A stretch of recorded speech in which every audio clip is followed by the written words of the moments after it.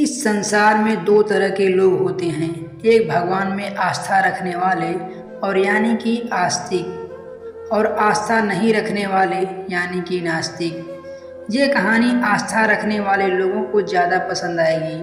हो सकता है इस कहानी को पढ़ने के बाद उनकी आस्था और ज़्यादा पक्की हो जाए। एक आदमी जो जीवन भर राम नाम जपता रहा, अब वो बूढ़ा हो गया था। बूढ़ा ही नहीं हुआ था बल्कि इतना कमज़ोर हो चुका था कि अपनी जगह से बिना किसी सहारे के उठ भी नहीं पाता था। ऐसी स्थिति में भी उसने कभी राम नाम को अपने से अलग नहीं होने दिया। वो पूरा दिन मन में राम नाम लेता रहता। राम नाम की वजह से उसे अपनी तकलीफ़ों को सहन करने की शक्ति मिलती। बूढ़े हो चुके इस आदमी के दो बेटे थे जो उसे नित्य कर्म करने में मदद करते थे। शुरू में वो बिना कहे खुद ही अपने बूढ़े बाप की सहायता कर दिया करते। फिर धीरे धीरे जब बाप खुद बुलाता तब आते, लेकिन जैसे जैसे वक्त बीतता गया वो 2-3 बार पुकारने के बाद भी मुश्किल से आते और कभी कभी रात को ना भी आते। अब हालत ऐसी हो चली थी कि अक्सर बूढ़ा बिस्तर गंदा कर दिया करता था और जब तक उसके बेटों से सहायता ना मिलती ऐसे ही गंदे बिस्तर में पड़ा रहता। बुढ़ापा बढ़ता जा रहा था, उसकी नज़रें कमज़ोर हो चुकी थी। इतनी बदहाली में भी उस आदमी ने राम नाम का साथ नहीं छोड़ा था। एक बार बूढ़े को नित्यक्रम करना था। उसने आवाज़ लगाई और अगले ही पल किसी ने उसका हाथ बड़ी कोमलता से पकड़ा और उसे नित्यक्रम करवा कर उसके बिस्तर पर लिटा दिया। यह अब रोज़ाना होने लगा। जब भी बूढ़ा आवाज़ देता अगले ही पल उसकी मदद करने के लिए कोई आता, उसके सारे काम करा कर वहाँ से चला जाता।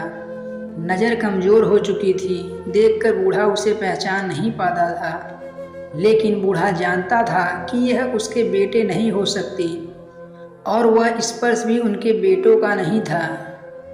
एक दिन जब बूढ़े आदमी ने अपने नित्य क्रिया करने के लिए अपने बेटों से मदद मांगी, तब अगले ही पल उसे फिर से वही मुलायम वाला स्पर्श महसूस हुआ।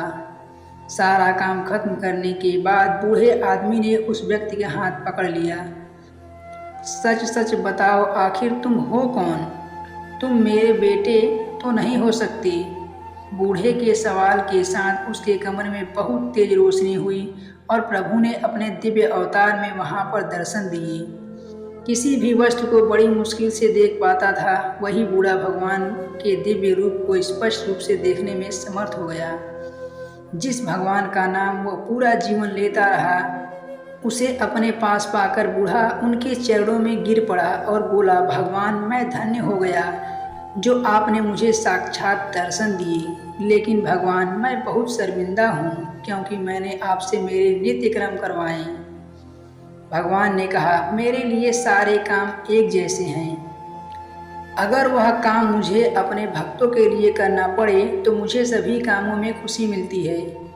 बूढ़े ने हाथ जोड़ते हुए भगवान से कहा, लेकिन भगवान आप यह सब करने के बजाय मुझे मुक्त ही क्यों नहीं कर देते?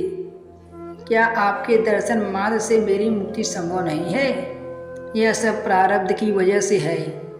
तुम्हारा प्रारब्ध बहुत कठिन है। अगर मंद होता तो मेरे दर्शन मात्र से तुम मुक्त हो जाती।